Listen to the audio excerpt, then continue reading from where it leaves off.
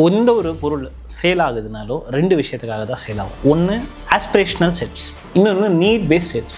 சில ப்ராடக்ட்ஸ் இருக்கும் அதில் 300% 800% வரைக்கும் உங்களுக்கு ப்ராஃபிட் வரும். கஸ்டமர் வாங்குற எதிர்பார்ப்புக்கு மேட்ச் பண்ணுறது தான் உங்களோட சக்ஸஸோட சூட்சமம். ஓகே. ஸோ அதை நீங்கள் கிராக் பண்ணிகிட்டே இருக்கணும். ஒரு கிராமத்தில் ஒரு ஃபேமிலி வந்து ஒரு ஜவுளி கடை வச்சு அவங்க வாழ்வாதாரத்தை பார்த்துட்டு இருக்காங்க அப்படின்னா அவங்க எப்படி அந்த ட்ரெண்டை கண்டுபிடிக்கிறது, எப்படி அப்டேட் ஆகுறது, பல்க் ஆர்டர்ஸ் நம்ம எங்கே போய் வாங்குறது, எந்த ஊரில் வாங்குறது? இந்த செக்டார் வெளியில் பார்க்க ரொம்ப டிஸ்ஆர்கனைஸ்டாக தெரிஞ்சாலும் இந்த செக்டார் இட்ஸ் அது தன்னகத்தை அது சீர்மையாக வச்சிருக்கிற ஒரு செக்டார். அப்படியா? எந்த அளவுக்கு சீர்மையாக வச்சிருக்கோம்னா, சென்னையிலே ஒரு மிகப்பெரிய கடைகள், ஒரு பெரிய கடை ஒன்று ஞாபகம் வச்சுக்கோங்க. அந்த கடையில் ஒரு ட்ரெண்ட் வருது அப்படின்னா அவங்க டைரெக்டாக மேனுஃபேக்சர்கிட்டயே ப்ரொக்யூர் பண்ணிக்க வாய்ப்பு இருக்குது. அந்த கடையில் விற்கிற அந்த விலைக்கும் ஏன் கடையில் விற்கிற விலைக்கும் பெரிய வித்தியாசம் இருக்குமே. அப்போ என்னோட பிஸ்னஸ் அடி வாங்குமே, கஸ்டமர் யாரும் எனக்கு வர மாட்டாங்களே, இதை எப்படி நான் ஓர்க்கம்? ஸோ அதுக்காக தான் பல நேரங்களில் என்ன பண்ணுவாங்கன்னா 2 ஸ்ட்ராட்டஜிக்கலாக மார்க்கெட்டில் என்ட்ரி ஆவாங்க. தமிழ்நாட்டு நேயர்களுக்கு அன்பு வணக்கம். கடல் கடந்த வாணிபம் நிகழ்ச்சியில் உங்கள் எல்லோரையும் மறுபடியும் சந்திக்கிறதுல ரொம்ப மகிழ்ச்சி. இன்றைக்கி நம்மளுடைய எபிசோடில் என்ன பார்க்க போகிறோம் அப்படின்னா ஜவுளித்துறை, டெக்ஸ்டைல் துறையை பற்றி பார்க்க போகிறோம். நம்ம ஊரில் டெக்ஸ்டைல் துறையை சுற்றி என்ன மாதிரியான பிஸ்னஸ் எல்லாம் நடந்துட்டு இருக்குது அப்படிங்கிற ரொம்ப தெளிவாக பார்க்க போகிறோம். இதை பற்றி நம்மக்கிட்ட பேசுகிறதுக்காக ரைஃபோவுடைய ஃபவுண்டர், ஐஐடி கரக்பூருடைய அலுமினி திரு அத்திக் அகமது நம்ம ஸ்டுடியோக்கு வந்திருக்காரு. வணக்கம் சார். வணக்கம் சார். நல்லா இருக்கீங்களா? ரொம்ப நல்லா இருக்கேன் சார். சார், எனக்கு முதல்ல ஒரு ரொம்ப சின்ன ஒரு கேள்வி என்ன அப்படின்னா, நம்ம ஊரில் பிஸ்னஸ் ஆரம்பிக்கிறோம் அப்படின்னு நினைக்கிறவங்க ப்ரியாரிட்டியாக பண்ணுற 2 விஷயம். ஒன்று வந்து துணிக்கடை ஆரம்பிக்கிறது, இன்னொன்று மொபைல் கடை ஆரம்பிக்கிறது. ஸோ ஒரு தெருவுலேயே 4-5 துணிக்கடைகள் நம்ம சகஜமாக பார்க்க முடியுது. எனக்கு எப்போவுமே ஒரு கேள்வி வரும், இவ்வளோ கடைகள், துணி கடைகள் இருக்குது, இவங்களுக்கெல்லாம் எப்படி வியாபாரம் நடக்கும், இவங்களுக்கு அப்படி என்ன இதில் லாபம் வரும் அப்படின்னு ஒரு யோசனை எப்போவுமே இருக்கும் சார். ஸோ அந்த கேள்வியிலேருந்து நான் ஆரம்பிக்கிறேன் இன்டர்வியூவை. ஸோ இவ்வளோ கடைகள் இருக்குது, இவங்களுக்கெல்லாம் எப்படி இந்த மார்க்கெட்டில் சஸ்டெயின் பண்ணுறாங்க, அப்படி இவங்களுக்கு என்ன மாதிரியான லாபம் இதில் ஈட்ட முடியுது? சார், முதல்ல வந்து எந்த ஒரு பொருள் சேல் ஆகுதுனாலும் 2 விஷயத்துக்காக தான் சேல் ஆகும். ஒன்று ஆஸ்பிரேஷனல் செட்ஸ், ஓகே, இன்னொன்று நீட் பேஸ் செட்ஸ். இது 2மே என்றைக்குமே இருக்கிற செக்டார் தான் இந்த மொபைல் செக்டாரோ இந்த துணி செக்டாரோ. ஓகே. அதனால என்ன ஆகும்னா, நீங்கள் ஒரு பொருளை விற்கும்போது ஆஸ்பிரேஷனலாகவும் விற்க முடியும், நீட் பேஸாகவும் விற்க முடியும்னா கண்டிப்பாக அதில் எப்போவுமே மார்க்கெட் இருக்கும். அதில் எனக்கு ஒரு விஷயம் நான் கேள்விப்பட்டேன் என்ன அப்படின்னா, இந்த ஜவுளித்துறையில் வந்து லாபம் வந்து ரொம்ப அதிகம். நீங்கள் 10 ரூபாய்க்கு வாங்குகிற பொருளை 200-300 ரூபாய்க்கு விற்க முடியும் அப்படிலாம் சொல்லி கேள்விப்பட்டிருக்கேன். ஆக்சுவலி உண்மை என்ன, அந்த அளவுக்கு லாபம் இருக்கா? ஸோ ஆக்சுவலி வந்து ஜவுளித்துறை அந்த பேர்ட் ஐ வியூவாக நீங்கள் பார்க்கும்போது உங்களுக்கு ஒரு விஷயம் இருக்கும். சில ப்ராடக்ட்ஸுக்கு லாஸ் லீடர், சில ப்ராடக்ட்டுக்கு ஹை மார்ஜின் ப்ராஃபிட் இருக்கும். ஓகே. இப்போ உதாரணத்துக்கு நீங்கள் சில ப்ராடக்ட்ஸில் வந்து ப்ராஃபிட் ரேஞ்சு வந்து 10%, 15%, 20%, 30%. சில ப்ராடக்ட்ஸ் இருக்கும் அதில் 300%, 800% வரைக்கும் உங்களுக்கு ப்ராஃபிட் வரும். அப்போது இது எல்லாமே ஆவரேஜ் அவுட் ஆகி உங்களுக்கு இந்த ஜவுளித்துறையில் ப்ராஃபிட்டு எப்போவுமே ஒரு கன்சிடரபிள் அமௌண்ட்டில் நிற்கும். அது ஒன்று. 2வது, நீங்கள் ஜவுளி தொழிலில் இருக்கிற எல்லா பொருட்களும் மக்கள் உபயோகப்படுத்துகிற, மக்கள் முடிவுகள் எடுக்கிற இடம். அப்போ என்ன ஆகும்னா, நீங்கள் ஒரு பொருளை, ஜவுளி கடையை நீங்கள் ஆரம்பித்து ஓப்பன் பண்ணிட்டீங்க, அதில் ஒரு 10 பேர் உள்ளே வராங்கன்னா அதில் ஒரு 5 பேர் வாங்குவாங்க.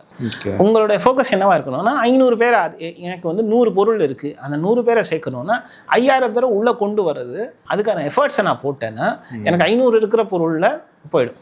அதே மாதிரி ஜவுளி பிஸ்னஸை பொறுத்த வரைக்கும் எப்படின்னா, ஒரு 10 பொருள் விற்கிறாங்கன்னா அந்த 10 பொருளில் அவங்கள வந்து 5 to 7, அந்த 7 ப்ராடக்ட்லேயே அவங்களுடைய இன்டென்ஷனல் ப்ராஃபிட்னு சொல்லுவாங்க. எந்த ப்ராஃபிட் அவங்களுக்கு தேவையோ அதை ரிகவர் பண்ணிக்குவாங்க. ஸோ இதனால தான் இந்த பிஸ்னஸில் அதிகமான மக்கள் தேடுறாங்க. ஒன்று, இதில் என்ட்ரி பேரியர் ரொம்ப சுலபம். ஒரு ஸ்பேஸை பிடிச்சிங்கன்னா பப்ளிக் அக்சஸாக வர்றதை, பப்ளிக் வாக்கின் ஆகுறத, அதை பல இடங்களில் பல விஷயங்களை வச்சு நீங்கள் ப்ரூவ் பண்ணிக்க முடியும். உதாரணத்துக்கு நான் சொல்கிறேன்னா, நீங்கள் டி நகரில் போயிட்டு ஒரு மேனுஃபேக்சரிங் ப்ராடக்டை நான் விற்கிறேன்னு சொல்லிட்டு போட முடியாது. ஆனால் நீங்கள் ஒரு ஜவுளி கடையை போட முடியும். ஏன்னா அங்கே பீப்புள் வர்றது உங்களுக்கு கேரண்டி. அப்போ பீப்புள் வர்றது கேரண்டி ஆயிடுச்சுன்னா, அப்போது அங்கே உங்களோட ப்ராடக்ட் போகலைன்னா the mistake is with you ங்கிற ஒரு பாயிண்ட் ஆகிடும். உங்கள் ப்ராடக்டோடைய மிஸ்டேக்குன்னு சொல்ல முடியும். ஸோ பீப்புள் அதிகமாக க்ரௌடு இருக்கிற இடத்துல உங்களோட probability of success probability of என்ட்ரியை பொறுத்து இருக்கும். அதனால தான் அந்த பிஸ்னஸில் என்ட்ரி பாயிண்ட்டுக்கு மக்கள் அதிகமாக நினைக்கிறாங்க. அண்ட் இதில் மேஜராக எங்கே லாஸ் ஆகும்னா கன்சிஸ்டன்சியில் லாஸ் ஆவாங்க. அதே மாதிரி இந்த ப்ராடக்டை கொண்டு வர்றதில் மிஸ்டேக்ஸ் ஆகி லாஸ் ஆவாங்க. அது என்ன கொண்டு வர்றது இல்லை லாஸ் ஆகிறது? அது சொல்லி ஆனால் நீங்கள் ஜவுளி, டெக்ஸ்டைலு ஏதோ ஒரு ப்ராடக்டை எடுக்கிறீங்கன்னா அதோடைய ஆப்ஷன்ஸ் அதிகம், சாய்ஸஸ் அதிகம், சேஞ்சஸ் அதிகம். கஸ்டமர் நீங்கள் செல் பண்ணுற ப்ராடக்டை கஸ்டமர் வாங்குற எதிர்பார்ப்புக்கு மேட்ச் பண்ணுறது தான் உங்களோட சக்ஸஸோட சூட்சமம். ஸோ அதை நீங்கள் கிராக் பண்ணிகிட்டே இருக்கணும். ஸோ அதை நீங்கள் கிராக் பண்ணலைன்னா எப்படி ஒரு கன்சிஸ்டன்சியாக கேரண்டியாக ஒரு உணவு பிஸ்னஸில் எப்படி கேரண்டி இருக்கோ அந்த கன்சிஸ்டன்சி, அதாவது கேரண்டி இதில் ஒரே ப்ராடக்ட்டில் இருக்காது. ஆனால் வேரியன்ஸை கொடுக்க உங்களுக்கு அந்த கேரண்டியை கொண்டு வரும். அந்த வேரியன்ஸ் கொடுக்கல அப்படின்னா நம்ம லாஸ் ஆகிறதுக்கு கண்டிப்பாக நான் லாஸ் அச்சீவ் பண்ண முடியாமல் போகலாம். ஆமாம், கண்டிப்பாக லாஸ் ஆகும். அந்த லாஸ் எப்படி இருக்கும்னா நீங்கள் வாங்கியிருக்கிற ஸ்டாக்கில் லாஸ் ஆகும், அந்த ஸ்டாக் வச்சிருக்கிற இன்வென்ட்ரியில் லாஸ் ஆகும். அதுக்காக நீங்கள் எந்த ஒரு துணி கடை வச்சுருந்தீங்கனாலும் அதை ஒரு டிஸ்பிளேவாக வச்சுக்கிறீங்க, இல்லை லிஸ்டிங் பண்ணிக்கிங்கன்னா அதுக்கான எக்ஸ்பென்சஸ் பண்ணியிருக்கீங்கன்னா அதுக்கான லாஸ் இருக்கும். இப்போது ஒரு பெரிய ஒரு கடை வச்சுருக்கேன், ஒரு நிறைய பிரான்ச்சஸ் இருக்குது, நான் ஒரு பெரிய முதலாளி அப்படின்னா எனக்கு ஒரு சேல்ஸ் டீம் இருக்கும், ஒரு மார்க்கெட்டிங் டீம் இருக்கும், ஒரு ப்ரொக்யூர்மெண்ட் டீம் இருக்கும். அவங்க ட்ரெண்டுக்கு ஏற்றாப்புல எனக்கு பொருட்களை ப்ரொக்யூர் பண்ணி கொடுத்துருவாங்க. பிரச்சனை இல்லை, எனக்கு அப்டேட் பண்ணுவாங்க. இதுதான் ட்ரெண்ட், இந்த ட்ரெண்ட் அவுட் ஆஃப் ட்ரெண்ட் அதுவும் அப்டேட் பண்ணுவாங்க. ஆனால் ஒரு கிராமத்தில் ஒரு ஃபேமிலி ஒரு ஜவுளி கடை வச்சு அவங்க வாழ்வாதாரத்தை பார்த்துட்டு இருக்காங்க அப்படின்னா அவங்க எப்படி அந்த ட்ரெண்டை கண்டுபிடிக்கிறது, எப்படி அப்டேட் ஆகுறது, எது ட்ரெண்டு சிட்டியில் இப்போது அவங்களுக்கு ஒரு டயர் 3 சிட்டி இருக்கும், அல்லது ஒரு டயர் 2ல், அதுவும் ஒரு டயர் 1 சென்னை மாதிரி நகரங்களில் எது ட்ரெண்ட் ஆகுது அப்படிங்கிறத எப்படி அவங்க தெரிஞ்சுக்க முடியும்? இந்த பிஸ்னஸ் ப்ராசஸை நீங்கள் பார்க்கும்போது முதல்ல இது பெரிய ரிஸ்க் ஃபேக்டராக இருந்தது. இப்போது இது ரொம்ப ஈஸியான விஷயமா இருக்குது. ஒரு எக்ஸாம்பிள் சொல்கிறேன்னா, நீங்கள் உங்களை சுற்றி ஒரு 10 குரூப்பில் இருக்கீங்கன்னா அந்த 10 பேரில் மீஷோ ஒருத்தர் சேல் பண்ணுறாருன்னா மீஷோ எல்லாருமே ப்ராடக்டுடைய செல்லிங் பாயிண்ட்டாக தான் பார்க்குறாங்க. ஆனால் புது ப்ராடக்டோட ஒரு ரிசர்ச் ஸ்பேஸ் மீஷோவில் இருக்குது. ஓகே, மீஷோ மாதிரியான தளங்களில் அப்டேட் ஆகும், ட்ரெண்ட் அப்டேட் ஆகுது.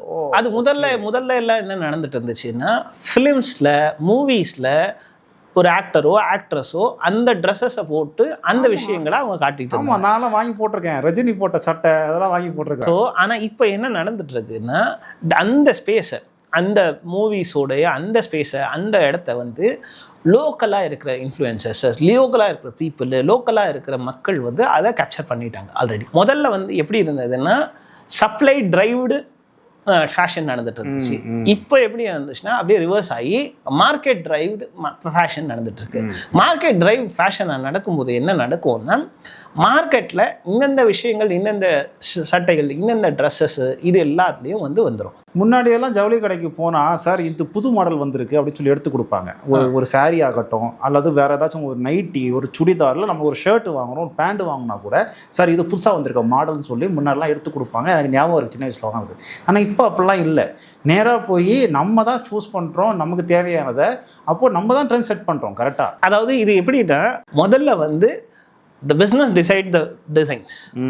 இங்கே market decide the product. Okay, அதனால தான் அதே மாதிரி இப்போ உதாரணத்துக்கு எல்லாருமே கேஸ் ஸ்டடீஸில் இந்த மாதிரி எல்லாமே பேசும்போது ஜூடியோஸை பற்றி பேசுவாங்க, இல்லை மற்ற ப்ராடக்ட்ஸை பற்றி பேசுவாங்க. அவங்க அதையும் யுனிக்காக ஒரே டேட்டா வச்சுட்டு மட்டும் அவங்களால அந்த முடிவுகள் எடுக்க முடிய மாட்டேங்குது.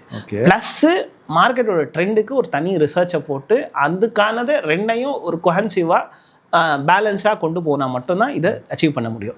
அதை விட்டுட்டு நீங்கள் இந்த விஷயத்தில் நான் ஸ்டாக் மட்டும் எடுத்துகிட்டு இருக்கேன், இல்லை நான் மார்க்கெட்டை பற்றி ரிசர்ச்சே பண்ண மாட்டேன் சொன்னீங்கன்னா உங்களால் மார்க்கெட்டு அப்ரூட் ஆகிடும். ஜவுளி அதாவது டெக்ஸ்டைல் இண்டஸ்ட்ரியை பொறுத்த வரைக்கும் நீங்கள் எல்லா விஷயத்தையும் நீங்கள் பேலன்ஸ் பண்ணணும்.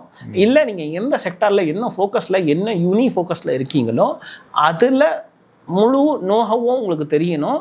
அதுக்கடுத்து அந்த வேல்யூ செயின்னு சொல்லுவோம். அதாவது உங்ககிட்ட ஒரு பொருள் வருதுன்னா அதுக்கு முன்னாலே எங்கே இருந்தது, அதுக்கு முன்னே எங்கே இருந்தது, அது எங்கிருந்து வருது, என்ன பெட்டர் காஸ்ட்டில் வருது, என்ன வெரைட்டியில் வருது, என்னென்ன கலர் காம்பினேஷன்ஸில் இருக்குது, என்ன கிளாத் காம்பினேஷன்ஸில் இருக்குது, என்ன ரேட்டில் இருக்குது, இந்த கம்ப்ளீட் ரிசர்ச் இருக்கணும். ஓகே, ஸோ நீங்கள் ரொம்ப அப்டேட்டடாக இந்த செக்டாரில் இருந்தீங்கன்னா பெரிய அளவுக்கு பணம் பண்ணிகிட்டே இருக்க முடியும். ஒரு பெஸ்ட் எக்ஸாம்பிள் சொல்கிறோம்னா, இந்தியாவுக்குள்ளேயே இங்கே சவுத் இந்தியாவிலேயே நீங்கள் பார்த்தீங்கன்னா ஒரு பெரிய அளவுக்கு பிஸ்னஸ் பண்ணிட்டு பேர்களை சொன்னீங்கன்னா ஒரு 10 பேரை நீங்கள் சொல்ல போறீங்கன்னா அதில் கண்டிப்பாக ஜவுளி பிஸ்னஸில் இருக்கிறவங்க இருப்பாங்க. ஆமாம், கண்டிப்பாக. ஆனால் அதுக்கான டிமாண்ட், அதுக்கான ரிசர்ச், அதுக்கான டிமாண்ட், அதுக்கான எஃபர்ட்ஸ் அது டிமாண்ட் பண்ணி தான் இருக்கும். இப்போது நீங்கள் சொன்னீங்க அந்த சப்ளை செயினில் எல்லாத்தையும் பற்றி நம்ம தெரிஞ்சுக்கணும் அப்படின்னீங்க. என்னோட கேள்வியும் அதுவாக தான் இருந்துச்சு. ஆக்சுவலாக நீங்கள் சொன்னீங்க ட்ரெண்ட் அப்டேட் பண்ணணும் அப்படின்னு சொன்னீங்க இல்லையா? இப்போ ட்ரெண்டு நம்ம நீங்கள் சொன்ன மாதிரி மீசோ மாதிரியான தளங்கள்லேருந்து நம்ம ட்ரெண்ட் என்னென்னுங்கிறத கற்றுக்கலாம். ஆனால் அந்த ட்ரெண்டோட ஹோல்சேல் எங்கே கிடைக்கும், பல்க் ஆர்டர்ஸ் நம்ம எங்கே போய் வாங்குறது, எந்த ஊரில் வாங்குறது? இப்போ நம்ம ஊர்லேயே ஜவுளிக்கு சொல்லுவாங்க பனியன்னா திருப்பூர் அப்படின்னு சொல்லுவாங்க. அதே மாதிரி ஒரு ட்ரெஸ்ஸுக்கும் ஒரு ஊரில் ஃபேமஸாக இருக்குது. நமக்கு இது பனியன் திருப்பூர் இருக்க மாதிரி ஒரு ட்ரெஸ்ஸுக்கும் ஒரு ஊரில் இருக்குது. இப்போ ட்ரெண்டு ஒன்று அப்டேட் ஆகுது அப்படின்னா நம்ம அந்த ஜவுளி கடை வச்சுருக்க முதலாளிகள் எங்கே போய் அணுகி அந்த புதிய ட்ரெண்ட் துணியை கொள்முதல் பண்ண முடியும்? இந்த செக்டார் வெளியில பார்க்க ரொம்ப டிஸ்ஆர்கனைஸ்டா தெரிஞ்சாலும் இந்த செக்டார் இட்ஸ் அது தன்னகத்தை அது சீர்மையா வச்சிருக்கிற ஒரு செக்டார். அப்படியா? எந்த அளவுக்கு சீர்மையா வச்சிருக்கோம்னா ஓரளவுக்கு, அதாவது 80% பழைய டிசைன்ஸ் இருந்துச்சுன்னா ஒரு 20% எக்ஸ்ப்ளோரேஷன்ஸ், 30% பழைய டிசைன்னா 70% புதுசு, இந்த மாதிரி அந்த காம்பினேஷன்ஸை இதை ட்ரை பண்ணிட்டே இருக்கும். அந்த ட்ரை வந்து அந்த பேசிக்கா வந்து என்ன சொல்றது, ஒரு கம்ப்ளீட்டா ஒரு கன்ஃபியூஸ்டு ஸ்டேட்டா இருந்தாலும் தனக்குள்ளேயே ரொம்ப ஆர்கனைஸ்டான செக்டார் வந்து ஜவுளி. எப்படி சொல்றீங்க? செல்ஃப் ஆர்கனைஸ்டா, மார்க்கெட் வைஸ், மார்க்கெட்டோட டிமாண்டை பொறுத்து அது தன்னையே ஆர்கனைஸ் பண்ணிக்கும்.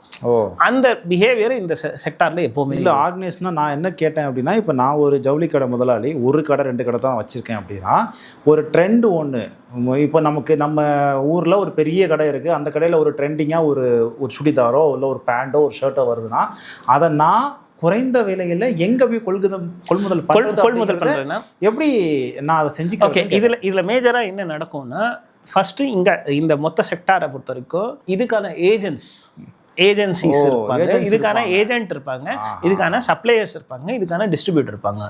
இந்த ஏஜென்ட்டும் டிஸ்ட்ரிபியூட்டரும் இந்த சப்ளையர்ஸும் இவங்க கிட்ட வந்து அந்த ப்ராடக்டை மட்டும் வந்து அந்த ப்ராடக்ட் செல் பண்றதுனால மட்டும் அவங்க வின் ஆக முடியாது. அந்த ப்ராடக்ட் ரிலவெண்டான இன்ஃபர்மேஷன்ஸும் அவங்க கிட்ட இவங்க கேட்டுகிட்டே இருப்பாங்க. அதனால் இது எப்படிப்பட்ட கிட்டத்தட்ட சிமிலரான ஒரு எக்ஸாம்பிள் என்னென்னா, ஃபார்மா டாக்டர்ஸ் கிட்ட நீங்கள் வந்து ஒரு டாக்டருக்கும் ஃபார்மசிஸ்ட்டுக்கும் இருக்கிற இன்ட்ராக்ஷன் எப்படி இருக்கோ இதே மாதிரி தான் ஜவுளி துறையில் இருக்கிறவங்களுக்கும் அவங்க சப்ளையர்களுக்கும் இன்ட்ராக்ஷன்ஸ் எப்போவுமே நடந்துகிட்டே இருக்கும். Super super. அந்த டிசைன்ஸ் எல்லாத்துலேயும் வந்து சில ப்ராடக்ட்ஸை வந்து சூஸ் பண்ணி இங்கே இந்த ப்ராடக்ட் ஓடும், இந்த ப்ராடக்ட் இருக்குங்கிற அந்த டெசிஷன்ஸ் ரிப்பீட்டடாக அவங்க எடுத்துகிட்டு தான் இருப்பாங்க. ஓகே, இது வந்து ஓகே கேட்கும்போது ஈஸியாக நம்ம பிஸ்னஸ் பண்ண முடியும்னு தோணுது. ஆனால் இப்போது சென்னையில் ஒரு ஏதோ ஒரு தெருவில் நான் ஒரு கடை வச்சுருக்கேன் வைங்களேன். இப்போ சென்னையிலே ஒரு மிகப்பெரிய கடைகள், ஒரு பெரிய கடை ஒன்று ஞாபகம் வச்சுக்கோங்க. அந்த கடையில் ஒரு ட்ரெண்ட் வருது அப்படின்னா அவங்க என்ன மாதிரி ஏஜென்ட் மூலமாக போய் அந்த துணியை ப்ரொக்யூர் பண்ணிக்க மாட்டாங்க, டைரெக்டாக மேனுஃபேக்சர்கிட்டயே ப்ரொக்யூர் பண்ணிக்க வாய்ப்பு இருக்குது. இப்போ நான் ஏஜென்ட் மூலமாக போகும்போது அந்த கடையில் விற்கிற அந்த விலைக்கும் என் கடையில் விற்கிற விலைக்கும் பெரிய வித்தியாசம் இருக்குமே. அப்போ என்னோட பிஸ்னஸ் அடி வாங்குமே, கஸ்டமர் யாரும் எனக்கு வர மாட்டாங்களே, இதை எப்படி நான் ஓர்க்கம்? சார், அதுக்காக தான் பல நேரங்களில் என்ன பண்ணுவாங்கன்னா 2 ஸ்ட்ராட்டஜிக்கலாக மார்க்கெட்டில் என்ட்ரி ஆவாங்க. ஒன்று யூனிக்கான ஒரு சிங்கிள் ப்ராடக்ட்ஸில் மல்டிபிள் வெரைட்டியை கொண்டு வருவாங்க, சிங்கிள் ஃபோக்கஸை கொண்டு போயிட்டு அந்த ப்ராடக்டில் கொண்டு வருவாங்க. உதாரணத்துக்கு சில பேர் வந்து பனியன்ஸ் மட்டும் ஃபோக்கஸ் பண்ணி அதுக்கான ஒரு ஷோரூம் உருவாக்குவாங்க, இல்லை மென்ஸுக்கு மட்டும் ஃபோக்கஸ் பண்ணி அதுக்கான ஷோரூம்ஸை உருவாக்குவாங்க, இல்லை ஃபீமேலுக்குன்னு சொல்லிட்டு அதுக்கான ஃபோக்கஸ்டாக இருக்கும், இல்லை சைல்டுக்குன்னு சொல்லிட்டு அதுக்கான ஃபோக்கஸ்டாக வச்சுருப்பாங்க, இல்லை லெஸ் தென் டீனேஜர்ஸுக்கு மட்டும்னு சொல்லிட்டு ஃபோக்கஸ் பண்ணுவாங்க. நீங்கள் மார்க்கெட்டில் வந்து மற்ற ப்ராடக்ட்ஸுக்கு நீங்கள் ரிசர்ச் பண்ணுறதுக்கும் இந்த துணிகளுடைய பிஸ்னஸ்க்கு ரிசர்ச் பண்ணுறதுக்கும் வித்தியாசம் என்னென்னா, இதில் ரிசர்ச் பண்ணுறது ரொம்ப ஈஸி. ஓகே, ஏன் ரிசர்ச் பண்ணுறது ஈஸின்னா, நீங்கள் போய் அந்த ப்ராடக்ட்டை பார்க்க போகிறீங்க, அந்த ப்ராடக்ட்டும் உங்களுக்கு டிஸ்பிளேக்கு இருக்க தான் செய்யுது, அந்த ப்ராடக்ட் எவ்வளோ ரன் ஆகுதுங்கிறதையும் உங்களால் ஈஸியாக இன்சைட்ஸ் எடுக்க முடியும், அந்த ப்ராடக்ட் மக்களுக்கு எவ்வளோ பிடிக்குதுங்கிறது நீங்கள் அந்த ஏரியாவில் இந்த ரிசர்ச்சை நீங்கள் ஈஸியாக பண்ணிக்க முடியும். இப்போ உதாரணத்துக்கு ஒரு கெமிக்கலோ ஒரு மேனுஃபேக்சரிங் எலிமெண்ட்ஸோ ஒரு மேனுஃபேக்சரிங் ப்ராடக்ட்டோ நீங்கள் மார்க்கெட் ரிசர்ச் பண்ணுறது கஷ்டம். அந்த பொருள் எங்கிருந்து வாங்கினாங்க, எப்படி பண்ணாங்க, இது எல்லாத்தையும் இன்சைட்ஸ் எடுக்கிறது நீங்கள் அந்த செக்டாரில் எக்ஸ்பர்ட்டாக இருந்தால் மட்டும்தான் அதில் பண்ண முடியும். ஆனால் ஜவுளி துறையை பொறுத்த வரைக்கும் மார்க்கெட் ரிசர்ச்சுங்கிறது ரொம்ப ஈஸி. ஆனால் அதில் ஒரு கன்சிஸ்டன்சி வேணும், அதில் ஒரு மெத்தடாலஜி நீங்கள் கிராக் பண்ணணும். அப்போ நீங்கள் என்ன பண்ணலாம்னா, ஒன்று இந்த மாதிரி செக்டாரில் இருக்கிறவங்க கிட்ட போய் டிஸ்கஸ் பண்ணுறது, அதுக்கடுத்து அவங்க கிட்ட கேள்விகள் கேட்குறது. இப்போ ஈவன் உதாரணத்துக்கு நான் என்ன சொல்கிறேன்னா, நம்ம அதிகமாக கடல் கடந்து வாணிபம் இந்த பிஸ்னஸில் அதிகமாக பேசும்போது நீங்கள் ரா மெட்டீரியல் இங்கே வந்து எக்ஸ்போர்ட் பண்ணுறீங்கன்னா நீங்கள் அவரை இங்கே கொண்டு வந்து காட்டி அவரை எக்ஸ்பீரியன்ஸ் பண்ணி அந்த ப்ராடக்டை எக்ஸ்பிளைன் பண்ண தேவையில்லை. இந்த ஸ்பெசிஃபிகேஷன் இந்தந்த மெட்டீரியல்ஸும் நீங்கள் சொன்னாலே போதுமானது, அவர் அக்செப்ட் பண்ணிக்குவார். ஆனால் துணியை பொறுத்த வரைக்கும் அப்படி இல்லை. அவர் எந்த அளவுக்குன்னா அந்த துணி எந்த ஸ்டிச்சில் இருக்குது, ஒரு ஸ்கொயர் சென்டிமீட்டரில் எத்தனை த்ரெட்டிங் ஆகிருக்கு, எத்தனை திக்னஸ் ஆகிருக்கு, எத்தனை ஸ்டிச் ஆகிருக்கு, என்ன மாதிரி ஸ்டிச் ஆகிருக்கு, அதில் எவ்வளோ ப்ராடக்ட் வந்து எனக்கு குவாலிட்டியில் வந்திருக்கு, எனக்கு 110 ப்ராடக்ட்டுக்கு தேவை, 100 ப்ராடக்ட் தேவைன்னா 110 நீங்கள் எனக்கு கொடுப்பீங்களாங்கிற அந்த நெகோசியேஷன் எல்லாமே பையரே டைரெக்டாக ப்ராசஸ் பண்ணுறவர்கிட்டயே டிசைட் பண்ணி கேட்டுக்குவார். ஓகே. ஸோ எல்லா விஷயமும் கிட்டத்தட்ட க்ளோஸாக கனெக்டடாக தான் இருக்கும். இப்போ உதாரணத்துக்கு ஒரு துணி பிஸ்னஸை நீங்கள் பண்ண போகிறீங்க, நீங்கள் ஒரு ப்ராடக்டை வாங்க போகிறீங்கன்னா நீங்கள் ஃபஸ்ட்டு அதுக்கான உங்கள் குவான்டிட்டி அதிகமாக அதுக்கான சப்ளையர்ஸ்கிட்டே நீங்கள் போயிடுவீங்க. ஓகே. அந்த ப்ராடக்ட்டுக்கு அப்புறமா அந்த ப்ராடக்டை செலெக்ஷன்ஸ் பண்ணுவீங்க. எல்லா ப்ராடக்ட்டும் எல்லா இடத்துலையும் கிடைக்காது.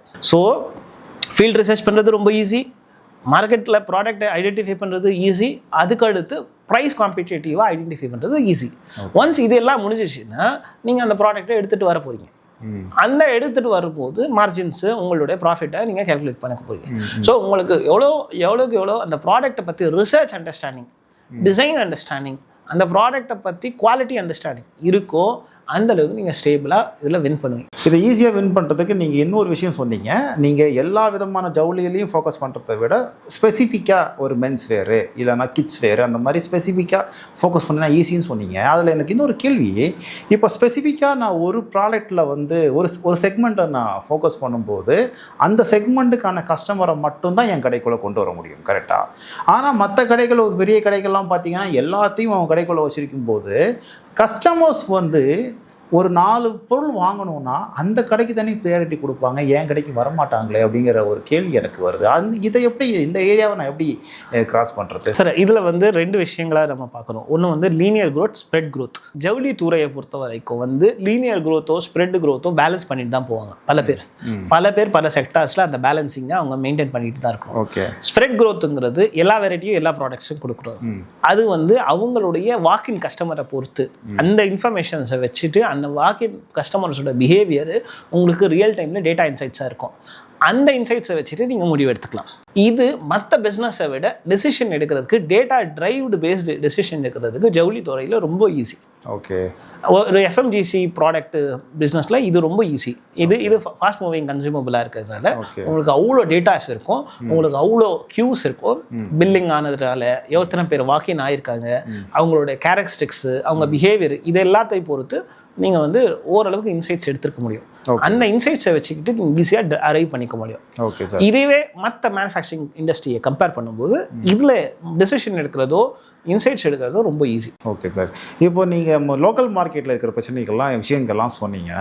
இப்போது ஜவுளித்துறையில் ஏற்றுமதி வாய்ப்பு இருக்கான்னு எனக்கு முதல்ல தெரியல. என்ன ஏற்றுமதி வாய்ப்பு இருக்குது அப்படின்னா என்ன மாதிரியான ஏற்றுமதி வாய்ப்புகள்லாம் அதில் இருக்கு? ஓகே. இந்தியாவை பொறுத்த வரைக்கும் ஹையஸ்டாக ப்ராடக்டாக எக்ஸ்போர்ட் ஆகுறதுல வந்து 3வது வால்யூம் ஹையஸ்ட் வந்து ஜவுளித்துறை. இந்தியாவில் வந்து எக்ஸ்போர்ட் ஆகுறதுக்கு தேர்ட் பிளேஸ். என்ன ட்ரெஸ்ஸாகவே எக்ஸ்போர்ட் ஆகுது, ட்ரெஸ்ஸாகவே ஆகுது, ஃபினிஷ். அதே மாதிரி வந்து இந்தியாவுக்கு வந்து இம்போர்ட் ஆகுறதுலையும் பல ப்ராடக்ட்ஸும் வந்து கிளாத்ஸிங் வந்து ஹையஸ்ட் வால்யூம். ஒரு இன்ட்ரெஸ்டிங்கான ஃபேக்ட் சொல்கிறேன். பல under garments brands, under wears brands வந்து ஸ்ரீலங்காலேருந்து இந்தியாவில் பெரிய பாப்புலர் பிராண்ட்ஸ். ஸோ இந்த மாதிரி வைட் ஸ்ப்ரெட்டாக இந்த ப்ராடக்ட் போயிட்டே இருக்கு. ஓகே. இதில் வந்து அதிகமாக நம்ம சொல்கிற மாதிரி திருப்பூரில், காஞ்சிபுரத்தில், அதே மாதிரி செங்கல்பட்டில், ஈவன் ஹொசூரில் ஒவ்வொரு கிளஸ்டர்ஸ்லேயும் அந்த ப்ராடக்ட்ஸுக்கு வால்யூம்ஸில் போகிறோம். ஓகே. இப்போ நீங்கள் போனீங்கனாலே உதாரணத்துக்கு நம்ம எக்ஸ்போர்ட் சர்ப்ளஸ்லாம் போட்டு அங்கங்கே வைப்பாங்க. அதில் வந்து அவங்க கேஜிகளில் வைப்பாங்க. அது ஏன் கேஜியில் வைக்கிறாங்கனாலே பேசிக்காக அவங்க வாங்குகிற ரேட்டில் அந்த மாதிரி தான் இருக்கும். ஸோ எக்ஸ்போர்ட் சர்ப்ளஸ்ன்னு இங்கே அதிகமாக பார்க்குறதுனால காரணம் வந்து எக்ஸ்போர்ட் ஆல்ரெடி ஒரு 100 பீஸ் தேவைன்னா அவங்க ஆக்சுவலி 120 பீஸ் ப்ரொடியூஸ் பண்ணியிருப்பாங்க. அதில் இருக்கிற 10 பீஸ் 20 பீஸ் வந்து எக்ஸ்போர்ட் சர்ப்ளஸாக இருக்கும். அதை தான் இங்கே மார்க்கெட்டில் நம்ம அப்படிதான் விற்கிறாங்களா? அப்படிதான். இப்போ டெல்லியில் பார்த்தீங்கன்னா சரோஜினி நகர்னு ஒரு பெரிய மார்க்கெட்டே இருக்கும். அதாவது கிட்டத்தட்ட சரோஜினி நகருங்கிறது சைஸ் வைஸ் பார்த்தோம்னா டி நகர் அளவுக்கு பெருசாக இருக்கும். அப்போ வந்து வெறும் அதில் எக்ஸ்போர்ட் சர்ப்ளஸ் மட்டும் தான் கிடைக்கும். வெறும் ஜவுளி மட்டும் தான் ஜவுளி, அதாவது டெக்ஸ்டைல்ஸ் மட்டும் கிடைக்கும். உங்களுக்கு இந்தியாவை பொறுத்த வரைக்கும் நீங்கள் பஞ்சாபில் அதிகமான குவான்டிட்டி, ஹரியானாவில் அதிகமான குவான்டிட்டி, அண்ட் ராஜஸ்தானில் பல அதிகமான குவான்டிட்டி, குஜராத்தில் அதிகமான குவான்டிட்டி, அண்ட் மகாராஷ்டிராவில் அதிகமான குவான்டிட்டி, ஈவன் டெல்லியை சுற்றி இருக்கிற பல ஏரியாஸ்குள்ள வந்து ஸ்பெசிஃபிக் ப்ராடக்ட்ஸுக்கு பெரிய மார்க்கெட் இருக்குது. ஒவ்வொரு கிளஸ்டர்ஸ் இருக்குது. ஒரு கிளஸ்டர்ஸில் ஒரு ஸ்பெசிஃபிக் கிளஸ்டர்ஸ் வந்து வெறும் இன்னர்ஸுக்குள்ளே ஸ்ட்ராப் மட்டும் பண்ணுவாங்க. சில ஸ்பெசிஃபிக் இது வந்து நம்ம யூஸ் பண்ணுற கிளாத் மட்டும் பண்ணுவாங்க, காட்டன்ஸு. சில ஸ்பெசிஃபிக் கிளஸ்டர்ஸ் வந்து அந்த கிளாத்தை ப்ராப்பராக ஸ்டிச் பண்ணுறதுக்கு மட்டும் பண்ணுவாங்க, ஜாப் ஒர்க்ஸ் மாதிரி. சில தமிழ்நாட்டுக்குள்ளேயே இருக்கிற ஸ்பெசிஃபிக்ஸ் இது வந்து காட்டனை வந்து இதுவும் அந்த என்ன சொல்கிறது, பாலிஸ்டர் நூலில் வந்து கோர்த்துட்டு அதை ப்ராசஸ் பண்ணுறதுக்கும் இருக்காங்க. இப்போது ரீசெண்டாக நீங்கள் கூட நியூஸில் பார்த்துருப்பீங்க, காட்டனை வந்து இம்போர்ட் பண்ணுறதுல கொஞ்சம் டியூட்டிஸு அந்த மாதிரி. ஸோ அதாவது நோட்டிஃபிகேஷன்ஸ் வைஸ் கூட வந்து கவர்மெண்ட்டில் எக்ஸ்போர்ட் ப்ரொமோஷன்ஸில் வந்து பல நோட்டிஃபிகேஷன்ஸ் இதை பற்றி ரிசர்ச் பண்ணி அவங்க அப்பப்போ அதோட சேஞ்சஸை மாற்றிட்டே இருப்பாங்க. அது டிபெண்ட் அப்பான் தி சினாரியோ. இதெல்லாம் இந்தியா வந்து டெக்ஸ்டைல்ஸை பொறுத்த வரைக்கும் ஒரு பெரிய ரோல் பண்ணும். தமிழ்நாடு அதில் மேஜரான ஒரு பெரிய கான்ட்ரிபியூட்டர். நம்ம ஹிஸ்டாரிக்கலாகவே கூட வந்து டெக்ஸ்டைல்ஸில் பிரிட்டிஷர்ஸ் டைம்லேருந்தோ நம்ம எக்ஸ்போர்ட் பண்ணிட்டு தான் இருக்கோம். நீங்கள் நாடுகளுக்கு நம்ம அதிகமாக யூரோப்ஸுக்கு அதிகமாக எக்ஸ்போர்ட் பண்ணுறோம். யூரோப்பில் இருக்க எல்லா கம்பெனிஸும் மேஜரான யூரோப்ஸில் இருக்கிறவங்களுக்கு எக்ஸ்போர்ட் பண்ணுறோம். ஆஃப்ரிக்காவுக்கு எக்ஸ்போர்ட் பண்ணுறோம். ஈவன் அதுக்கடுத்து ஈவன் சைனாக்குள்ளேயும் சில ப்ராடக்ட்ஸுக்கு இந்தியாவிலேருந்து எக்ஸ்போர்ட் பண்ணுறாங்க, இந்தியாவிலேருந்தும் வாங்குறாங்க. அதே மாதிரி வந்து சவுத் ஏஷியன் கண்ட்ரீஸில் மலேசியா, சிங்கப்பூர் அண்டு ஆஸ்திரேலியா இவங்க எல்லாருக்கும் நம்ம எக்ஸ்போர்ட் பண்ணுறோம். ஈவன் ஸ்ரீலங்காலேருந்தும் நமக்கும் வாங்குறாங்க, அவங்களுக்கும் கொடுக்குறாங்க. இந்த மாதிரி ஒவ்வொரு ப்ராடக்டை பொறுத்து, ஒவ்வொரு ப்ராடக்டோட கேட்டகரியை பொறுத்தும் அது மாறிடும். இப்போது எக்ஸ்போர்ட் பண்ணுறது சொல்லிட்டீங்க. இப்போ இந்த எக்ஸ்போர்ட் பிஸ்னஸில் போகணும் அப்படின்னா அவங்க வந்து ஒரு டெக்ஸ்டைல் மேனுஃபேக்சராக தான் இருந்தாகணுமா, அல்லது மேனுஃபேக்சரிங் யூனிட் இல்லாத நபர்கள் எக்ஸ்போர்ட் பிஸ்னஸில் உள்ளே வர முடியுமா, பண்ண முடியும்? ஸோ எக்ஸ்போர்ட் பிஸ்னஸை பொறுத்த வரைக்கும் நம்ம வந்து அதிகமான நம்ம சீரீஸை நம்ம சீரீஸை பார்க்குற பல பேர் வந்து நம்ம கான்ட்ராக்ட் மேனுஃபேக்சரிங் சொல்லுவோம். அந்த மற்ற பிஸ்னஸில் மற்ற செக்டாரை விட டெக்ஸ்டைல் பிஸ்னஸில் கான்ட்ராக்ட் மேனுஃபேக்சரிங்கில் உள்ளே போகிறது ரொம்ப ஈஸி. ஏன் ரொம்ப ஈஸினா, ஆக்சுவலி வந்து நீங்கள் வந்து ஒரு குடிசை தொழில் மாதிரியே இந்தந்த பொருட்களை நீங்கள் வந்து இந்தந்த ஸ்பெசிஃபிகேஷனில் இந்தந்த ஸ்டிச்சிங்கில் நீங்கள் இது மட்டும் நான் பண்ணி கொடுக்குறேங்கிற ஜாப் ஒர்க்ஸை நீங்கள் வாங்கி அதை சின்ன வேலைகளை திருப்பூர்லாம் பார்த்துருக்கேன். இந்த பட்டன் தைக்கிறதுக்கு காசா போடுறது அப்படின்னு சொல்லுவாங்க, அதுக்கு தனித்தனி யூனிட்ஸாக இருக்கும். அது மாதிரி ஓரம் அடிக்கிறது, நூல் வெட்டுறது, இந்த மாதிரி ஒரு பனியன் கம்பெனி ஒரு மேனுஃபேக்சரிங் யூனிட் இருக்குதுன்னா அதை சார்ந்து சின்ன சின்ன தொழில்கள் நிறைய அங்கே இருக்கும். ஸோ அந்த மாதிரி சொல்கிறீங்க நீங்கள்? கண்டிப்பாக மேஜரான அந்த ப்ராடக்ட்ஸ் எல்லாத்துலேயும் நீங்கள் பார்த்தீங்கன்னா அது எக்ஸ்போர்ட் சென்ட்ரிக்காக தான் இருக்கும். நீங்கள் வந்து இங்கே அதாவது இந்தியாவுக்கும் பெரிய டிமாண்ட் இருக்குது, அதே நேரத்தில் எக்ஸ்போர்ட் சென்ட்ரிக்காகவும் இது இருக்குது. இதில் 2 விஷயங்களை தான் டிஃபைன் பண்ணி இருக்கும். உங்கள் ப்ராடக்டோடைய குவாலிட்டி அண்டு ப்ரைஸ் பாயிண்ட்டு, அதுக்கடுத்து அங்கே இருக்கிற ப்ரைஸ் பாயிண்ட்டோடைய எக்ஸ்பெக்டேஷன்ஸு. உதாரணத்துக்கு வந்து நீங்கள் இந்தியாவிலேருந்து பல கிளாத்ஸோட டிஷர்ட்ஸு இதெல்லாம் வந்து யூஎஸ்க்கு ஒரு பெரிய கன்சிடரபிள் வால்யூம் போயிட்டே இருந்துச்சு. ஆனால் அவங்க வந்து சில வகையாக அவங்க மேஜராக வந்து அவங்களுடைய லைஃப் ஸ்டைலை பொறுத்து சிங்கிள் யூஸாவா இல்லை மல்டிபிள் யூஸாவா அவங்க கிளாத்தை யூஸ் பண்ணிட்டு இருப்பாங்க. இப்போ சில பேர் சில கண்ட்ரீஸில் சில இடங்களில் அவங்க ஒரு டைம் ஒரு கிளாத்தை யூஸ் பண்ணிட்டு அதுக்கடுத்து அதை ரீயூஸ் அப்படியே இது பண்ணி அது போட்டுருவாங்க. இப்போ யூரோப்பில் பல இடங்களில் அந்த யூஸ் பண்ண கிளாத்தை டிஸ்கார்ட் பண்ணிட்டாங்கன்னா அதை க்ளீன் பண்ணி ப்ராசஸ் பண்ணி அதை எடுத்துகிட்டு போய் ஆஃப்ரிக்காலேயோ இல்லை மற்ற இடங்கள்லையும் அவங்க அதை ரீசேலும் பண்ணுவாங்க. நான் ஆஃப்ரிக்காவில் இருக்கும்போது பல கண்டெய்னர்ஸாக அந்த மாதிரி ப்ராடக்ட்டை ப்ராசஸ் பண்ண ப்ராடக்ட்டை அங்கே ஒரு பெரிய மார்க்கெட்டில் அவங்க விற்கிறதையும் பார்த்துருக்கேன். இப்போ ரீசெண்ட் டைம்ஸில் பார்த்தீங்கன்னா இந்த ஜூடியோ மாதிரியான பெரிய பெரிய ஜெயின்ஸ் வந்து புதுசாக ஷோரூம்ஸ் போடுறாங்க. மக்களும் வந்து அங்கே தான் போகிறாங்க. ரொம்ப ரேட்டு கம்மியாக இருக்குது, நல்ல ட்ரெண்டிங்கான ஆடைகள் கிடைக்குது அப்படின்னு சொல்லி போகிறாங்க. ரீசெண்டாக வந்து நம்மக்கிட்ட சுல்தான் வந்து ஒரு வீடியோ பேசியிருந்தார். அவர் வந்து ஒரு கார்மெண்ட்ஸ் ஒரு பிராண்ட் ஒன்று வச்சுருக்காரு. அவரும் அதை தான் மென்ஷன் பண்ணியிருந்தார். ஸோ அதுலேருந்து நான் ஒரு கேள்வி கேட்குறேன்.